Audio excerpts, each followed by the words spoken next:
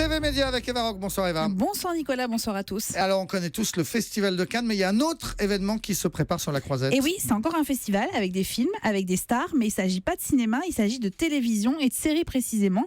En fait, depuis plusieurs années, le ministère de la Culture réfléchissait à la création d'un événement d'envergure internationale sur les séries.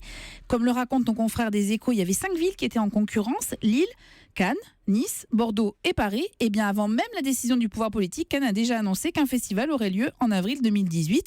La municipalité a déjà prévu une compétition internationale, un forum de coproduction où on pourra pitcher des projets pour des futurs financements, mais aussi des projections pour le public. Alors c'est important parce que les séries comme le cinéma, c'est un secteur économique qui pèse. Et évidemment, alors sur plusieurs plans. Pour les villes où se déroulent les tournages, par exemple, les retombées économiques de la série Un village français sont estimées à 1 130 000 € pour la région du Limousin. C'est une vraie manne financière. Et puis c'est aussi une manne financière pour les diffuseurs, vous imaginez bien, chaînes de télévision et plateformes numériques. Et alors à ce titre, Netflix a trouvé une petite pépite. C'est la série française Marseille, dont je vous laisse juger de la qualité, mais dont le tournage de la saison 2 débutera en avril. Mais sachez que la fiction est un succès en Amérique du Sud et notamment au Brésil, là où les soap-opéras sont très prisés avec leur histoire de politique, de sexe et autres intrigues familiales. Voilà Marseille qui marche au Brésil. Exactement. Allez comprendre. Ce soir, on regarde quoi à la télé ? Un coup de cœur, Nicolas. Un coup de cœur pour un documentaire d'Andrea Rollins qui est intitulé Clandestin, une autre vie que la vôtre.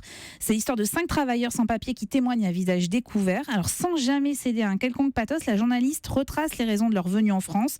La peur de vivre sans papier, mais aussi l'absurdité de l'administration française avec des mots qui claquent comme ceux de Sidi. Si vous passez devant un chantier de démolition et que vous voyez un mec avec le marteau-piqueur, soyez sûr qu'il s'agit d'un sans-papier. Ne vous posez pas la question, parce que c'est un travail d'esclave. Voilà, c'est une leçon d'humanité à voir sur France 2 à 23h ou en replay dès demain, mais à ne pas manquer. Merci Eva Rock.